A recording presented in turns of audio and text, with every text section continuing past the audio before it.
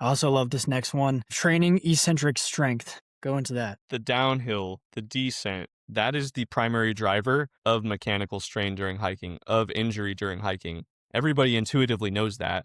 Like Austin alluded to, you start a shift off, you're not warmed up, done no movement prep, and you just start hiking downhill on some steep shit, your joints are going to feel it. So if we take that principle, acknowledge that during downhill hiking, we're going to be at the highest risk of injury, the highest degradation on the tendons, bones, ligaments, joints. We can take that into the off season, take that into our training, and prepare for it with eccentric training. Training our muscles to recruit while we're lengthening, while we're doing step downs, while we're doing slow, lowering, controlled lifts. So we can train the muscles to better recruit, become more efficient at recruiting, and have a greater capacity to recruit while we're doing those braking activities. And if we don't do that, I think of it as you're either going to use your muscles or everything else. You're going to absorb that force one way or another. You step down, maybe it's off like a ledge, 2 feet drop. If you don't recruit it with your muscles, that's 2 to 3, 4 times your body weight going right to the joint.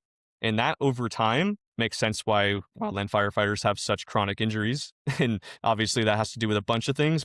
But I would be willing to make the argument that the downhill hiking, if mindless and without intention is happening, that's increasing cumulative stress on the joint over and over and over every single day. So one task I can ask you to do to know if you have eccentric strength that I like incorporating into programs is a single leg step down. Step onto a box, 12, 16, 20, 24 inches high. I don't care. Try to have one foot down on the box, lower down with the other foot, barely tap it on the ground. I don't want you to move the weight off this top leg. Just barely tap, come back up, slow and controlled. If you can't do that without compensating, without that top leg's knee caving in, without your body swaying or shifting on the upper body half, if you can't do that with coordination, how the hell are you going to do it on awkward terrain, with boots on, with a load on your back, when you're fatigued? Like if you can't do a step down in a controlled setting, I'm only imagining the strain happening during the work shift as you start downhill hiking. Yeah. This is such an undervalued aspect of physical training because historically, wildland firefighter PT has been running, hiking, and calisthenics. That's it. One thing that we are doing that I think is blowing some people's minds because they haven't ever done it before is we're introducing tempo and eccentric emphasized movements into their program. You just gave some great examples on the strength side. We do a lot of like unilateral strength training with tempo. So like think like Bulgarian split squats, reverse lunges. We add isometrics in there. So we're adding, time under tension at end range of motion, essentially. Our muscles are fully lengthened. And that's just helping build that strength for those downhill hiking. And then the other thing one of my favorite topics to talk about is plyometrics for this.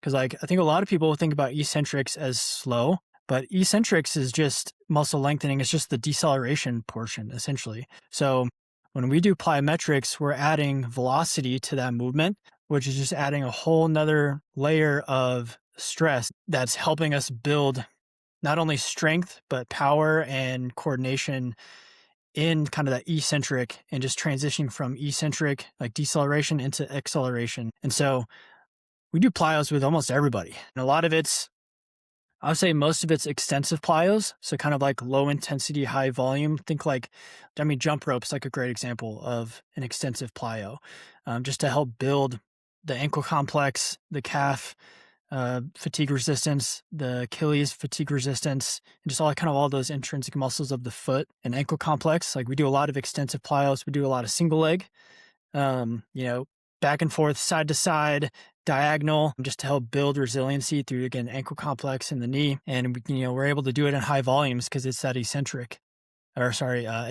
plyos. Then we do intensive plyos as well, which is more of like your traditional vertical jumps, broad jumps, box jumps, things like that. But with a lot of people, I really emphasize the deceleration part, the eccentric part, sticking the landing, controlling the knee. All of those things I think are massively undervalued and not programmed enough. Like that is what's helping build resiliency when it comes to downhill hiking, is building up those tissues to be able to handle those forces, because it's high forces. Like we're not talking about just whatever. We're talking about really, really high force production and force absorption needed on downhill, just normal downhill hiking.